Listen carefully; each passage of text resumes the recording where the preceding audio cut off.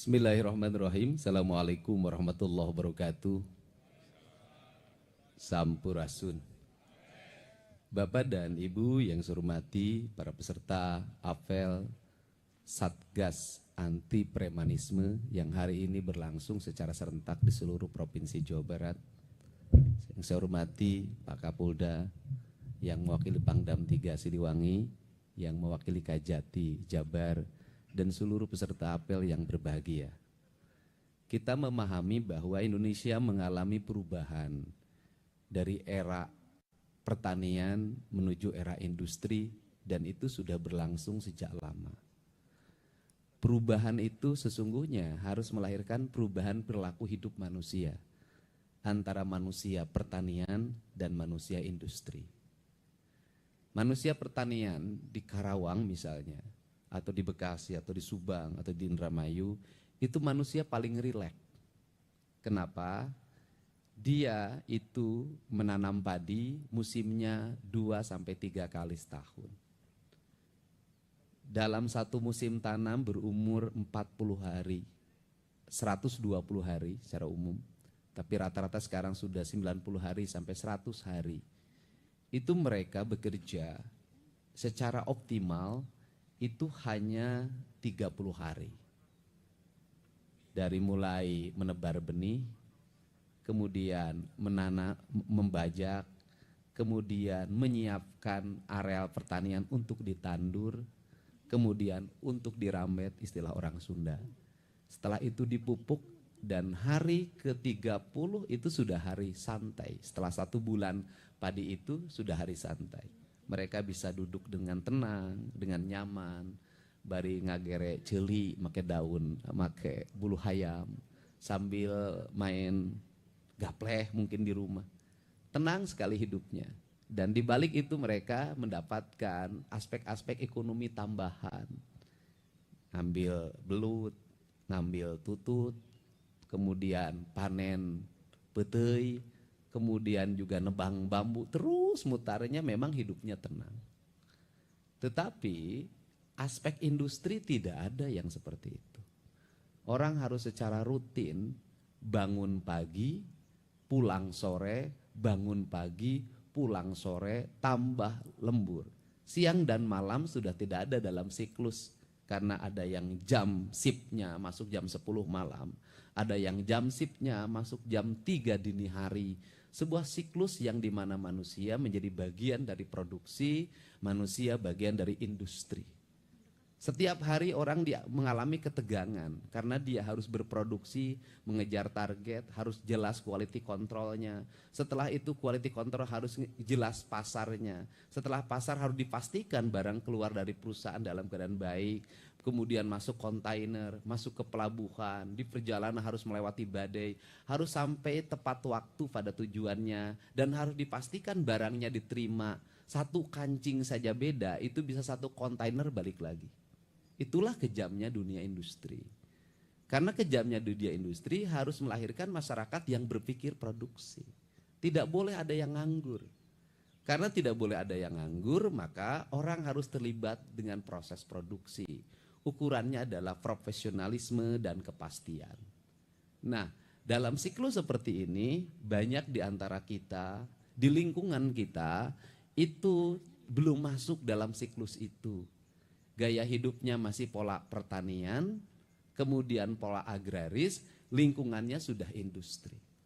Akhirnya apa yang terjadi adalah tersisih dalam proses produksi, tidak bisa masuk menjadi kelas menengah industri, karena pendidikannya tidak terpenuhi, tidak masuk dalam kelas menengah industri karena tidak punya ikatan emosi dengan kalangan manajer di industri itu.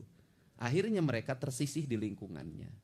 Karena tersisih di lingkungannya, gaya hidup sudah berubah. Mereka harus punya mobil, mereka harus punya motor, mereka harus makan dengan baik. Nah, maka kita seringkali di antara kita mengkonsolidir diri untuk menjadi kelas baru. Karena kelas baru, maka yang digunakan adalah logika kekuatan, bukan kekuatan logika. Jadi kalau industri adalah yang digunakan adalah kekuatan logika. Nah, kalau yang kalah dalam industri, maka yang digunakan logika kekuatan. Yang satu-satunya cara untuk bagaimana membangun bergain dengan industri adalah dengan membangun logika kekuatan. Nah, orang industri itu saya paham, dia pengen tenang, pengen nyaman, tidak mau terganggu. Maka dia sangat kompromi terhadap hal yang seperti ini. Daripada riweuh ya sudah diakomodir. Karena daripada riweuh diakomodir makin lama makin membesar dan akhirnya menjadi kekuatan yang besar. Ketika kekuatan yang besar maka dunia industri mendapat tawaran baru. Di tempat saya tanahnya lebih murah, pajaknya lebih rendah, di tempat saya lebih nyaman, jaminannya lebih nyaman. Maka orang industri mulai berpikir lagi kalkulasi ekonomi. Daripada di tempat ini riweuh, sudah pajaknya tinggi, di luar pajak ada pajak-pajak lagi yang itu diatur dalam berbagai aturan yang sebenarnya bertentangan dengan undang-undang, maka orang industri pergi dan lari. Kalau orang industri sudah pergi lari ke tempat lain, maka di daerah tersebut tanahnya sudah tidak subur, jumlah orang sudah sangat banyak, kontrakan tidak ada yang laku, pedagang sudah tidak laku, maka terjadi kebangkrutan lingkungan. Saya tuh ngalamin dari orang-orang kaya di kalangan industri, saya sampai bungkusin beras 5 kiloan tiap hari saya kirimin. Untuk apa? Untuk mereka tidak jangan sampai tidak makan, mereka harus makan. Ini yang terjadi. Ini problem. Nah, kenapa saya menyoroti ini harus diselesaikan karena dalam jangka panjang ini bisa membangkrutkan premanisme itu. Jangankan bersaing antara Indonesia dengan Vietnam, Indonesia dengan negara-negara lain, dengan Tiongkok misalnya, kita ini bersaing antara Jawa Barat dengan Jawa Tengah saja, sudah menjadi ancaman. Kenapa? Masuk Jawa Tengah, Kendal. Tanahnya dibuka oleh Pak Jokowi waktu itu adalah tanah milik negara, perusahaan. Dibuka menjadi kawasan industri, jelas dong sewa tanahnya pasti rendah. Kemudian akses misalnya terhadap Pelabuhan Semarangnya lebih dekat. Kemudian upahnya lebih rendah, masyarakatnya lebih jauh, lebih arif dari sisi lingkungan, dekat larinya. Nah, untuk itu kan tidak boleh Jawa Barat mengalami kesuraman karena mismanagement pengelolaan lingkungan. Maka orang harus disadarkan. Maka saya membuat tahapan itu tidak sembarangan. Pertama saya membuat tahapan adalah menyiapkan sumber daya industri baru di Jawa Barat. Apa sih kelemahan orang Jawa Barat itu?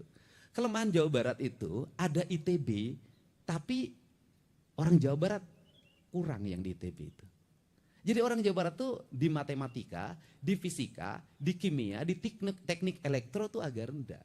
Untuk itu saya mendorong hari ini untuk anak-anak Jawa Barat, satu kursus sudah saya siapin tuh. Selama 1 bulan sampai 3 bulan, itu kursus untuk jurusan yang dibutuhkan di kawasan industri baru dan kawasan industri lama. Jurusannya otomotif, kemudian elektro dan sejenisnya, fashion. Nah, ini yang pertama. Kemudian yang kedua, saya juga mendorong menyiapkan tenaga kelas baru, yaitu dengan membuat pola pendidikan diploma 4. Ya, D4 itu ada, yang itu nanti dimasukin ke sekolah manajer. Mereka dididik bagaimana cara bangun, cara nyiapin sepatu, cara melipat baju, cara pakai dasi, cara jalan, cara bicara, cara membungkukkan badan, karena calon orang manajer itu disiapin. Nah, targetnya apa? Targetnya adalah dalam waktu, dan satu lagi S1 ya. Kemudian dalam waktu kurun 5 tahun ke depan, maka mereka nanti akan mengisi ruang-ruang industri, bukan hanya di pabrik atau industri di Jawa Barat. Mereka akan ngisi di BUMN, mereka akan ngisi di negara-negara lain yang nanti lahir kelas menengah baru. Sehingga nanti Jawa Barat itu adalah sumber inspirasi bagi tenaga kerja teknik engineering. Nah, kelemahan Indonesia, kelemahan Jawa Barat itu tenaga engineering tidak dibuat perencanaan yang matang. Tiongkok engineeringnya banyak sekali, Amerika banyak sekali, India banyak sekali, Korea banyak sekali. Indonesia ini banyak kan sarjana sosial jurusannya, dan jurusan sarjana sosial tidak berubah-ubah itu. Fakultas ekonomi dari dulu begitu, fakultas hukum dari dulu begitu, fakultas administrasi negara dari dulu begitu, kan gitulah. Nah, sehingga itu kebanyakan menjadi pelanggannya ASN. Kalau ASN tidak terikat, yang penting sarjana nanti kenaikan golongan jabatan gampang ukurnya. Nah, tapi kalau di tenaga-tenaga teknik seperti ini nggak bisa dengan pola seperti itu. Nah, sehingga ada yang disebut dengan revolusi pendidikan culture Jawa Barat, sehingga perubahan struktur pendidikan dan perubahan perilaku. Nah, sehingga apa sih yang hiripkan? Anak-anak generasi kita baru nanti itu yang ada di lingkungan industri, itu mereka jadi tenaga kelas menengah baru. Kalau sudah jadi tenaga kelas menengah baru, bagaimanapun di dunia industri itu ikatan emosional itu ada. Kalau dia misalnya menjadi manajer personalia orang kampung A, maka sekampung itu akan dibawa. Saya paham itu. Nah, untuk itu harus banyak dilahirkan. Nah, selain itu, apa sih untuk menurunkan angka premanisme di kalangan industri itu adalah membuat bursa kerja. Ini yang saya tadi sudah menghubungi orang untuk segera menyiapkan. Bagaimana menyiapkannya adalah ada pabrik, ada lingkungan desa, ada lingkungan kecamatan. Di lingkungan kecamatan ini calon tenaga kerja barunya harus segera terdata.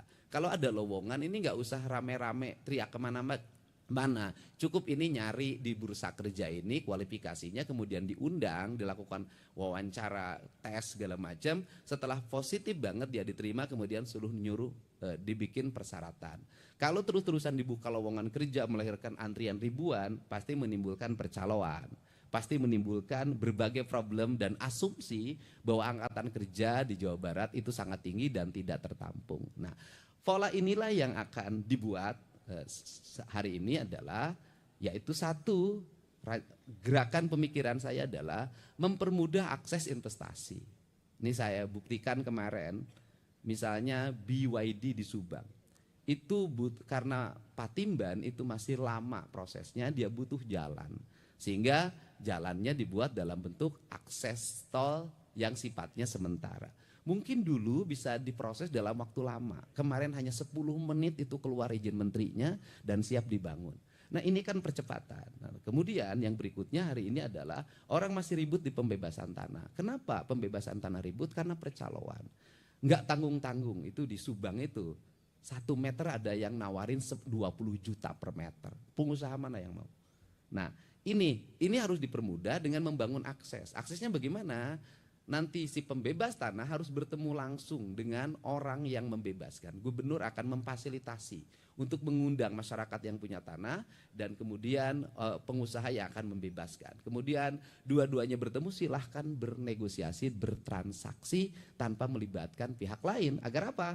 Kalau masyarakat menikmati kenaikan harga tanah dan dilakukan penjualan, maka dia bisa menikmati uang. Tetapi dengan sebuah catatan, masyarakat itu harus bisa memanfaatkan uang itu dengan asalnya sawah, cari tempat sawah yang lebih murah dan lebih luas. Dan saya tahu betul itu. Orang Bekasi dulu ketika ada pembebasan, itu mereka memburu sawah yang di Kerawang. Dan sekarang ratusan, mungkin ribuan hektar tanah di Kerawang ini banyak yang dimiliki orang Bekasi. Saya pernah berkunjung ke sebuah desa di Kerawang ini adalah ada satu desa di mana rakyatnya tidak punya sawah 1 meter pun. Yang punya sawahnya seluruhnya adalah orang Bekasi ini, Pak. Bapak tahu betul orang Bekasi. Nah, ini fenomena yang harus segera diselesaikan. Sehingga kita, saya ucapkan terima kasih juga pada pimpinan Komisi 1, kita juga harus mengidentifikasi negara ini nanti harus menurunkan lagi. Sampai apa menurunkan negara? Berpikir si orang yang punya pembebasan tanah ini, punya uang ini, harus punya skema ekonomi yang akan dilakukan. Kalau nggak punya skema ekonomi akan dilakukan, lebaran beli baju, beli mobil, bangun rumah kos-kosan awalnya, ujungnya anaknya tidak bisa bekerja, mereka akan lahir lagi menjadi kelas miskin baru. Sehingga dalam perspektif ke depan ada pemikiran kalau ingin ngadopsi Tiongkok adalah tanah itu tidak dibebaskan. Tapi nggak mungkin Indonesia ini. Tetapi tanah itu dihitung sebagai bagian dari investasi.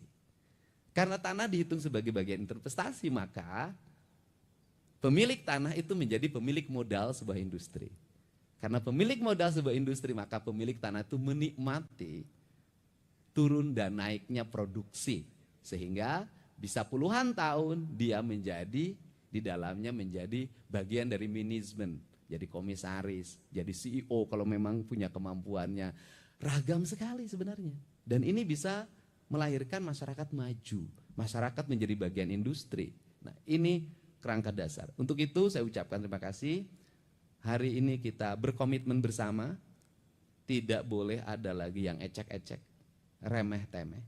Tetapi saya katakan remeh-temeh minta THR ke pabrik, ngajuin proposal ke pabrik. Kalau pabrik itu menjadi tumpahan kemarahan, tidak ngasih, dikejar, tidak ngasih, didemo. Tenaga kerja ditekan, ini ditekan, stres. Tetapi pemerintah juga harus arif. Artinya bahwa penduduk setempat, warga setempat harus menjadi bagian prioritas. Bagaimana skemanya? Skemanya adalah keadilan distribusi pembangunan. Pabrik melahirkan pajak.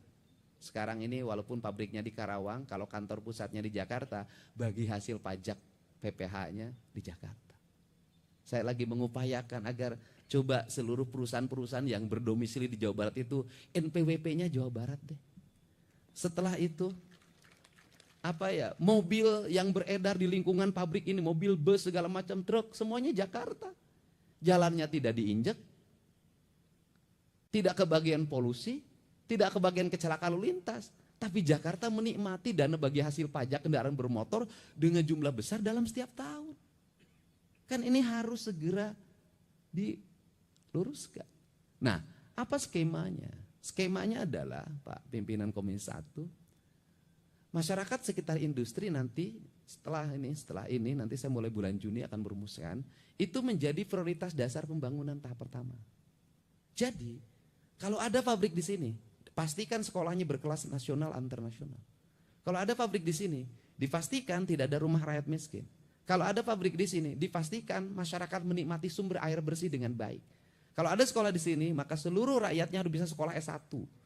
Kalau ada pabrik di sini, maka lingkungan masyarakatnya dipastikan tidak ada kekurangan gizi, tidak kekurangan protein, dan dipastikan rakyatnya tidak nganggur. Itu skemanya. Dan ini nggak bisa juga kita nekan premanisme, tetapi sisi lain kita tidak bisa memberikan solusi untuk agar tidak lahir premanisme. Karena cara kerja saya adalah cara kerja selalu mencari akar masalah. Misalnya kalau saya tuh ke Pak Kapolda, kenapa di Garut macet? Saya tidak sibuk ketika nanti macet, tapi apa penyebabnya? Supir angkot, ojek, tukang beca, kusir ando. Bagaimana kalau diliburkan? Harus ada duit. Ya kita cari dong duitnya. Kenapa? Ngeluarkan uang 1 miliar untuk membebaskan kemacetan.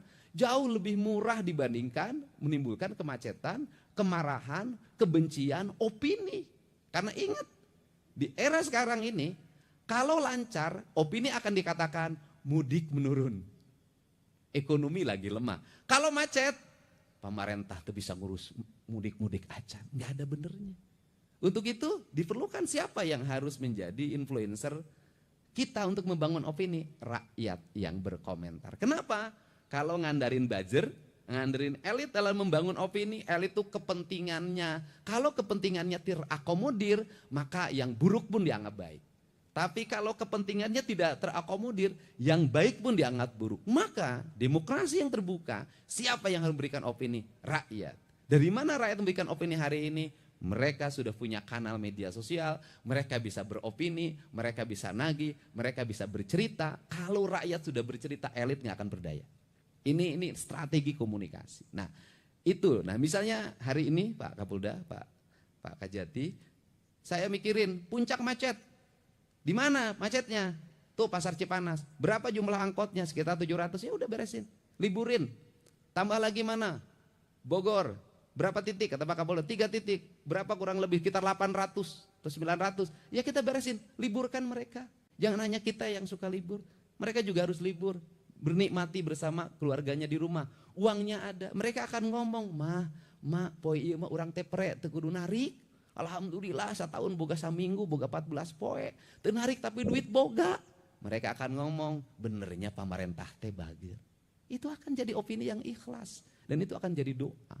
Nah ini yang akan dibuat kerangka kerja ini. Dan sehingga siklusnya nanti kita berjalan. Dan pembelajaran yang tahun sekarang itu akan menjadi pembelajaran untuk tahun depan. Sehingga penyusunan anggaran tahun depan harus memperhitungkan apa yang terjadi pada tahun ini. Sehingga siklus pemerintah itu makin sempurna perjalanannya. Untuk itu saya ucapkan terima kasih. Semoga kita semua mendapat perlindungan Allah Subhanahu wa Ta'ala.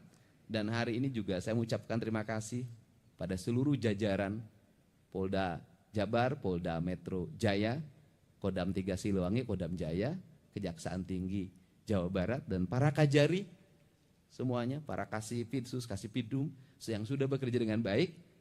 Tiap malam saya selalu mendapat laporan karena Pak Kapolda izin saya berakses langsung dengan para kasat serse.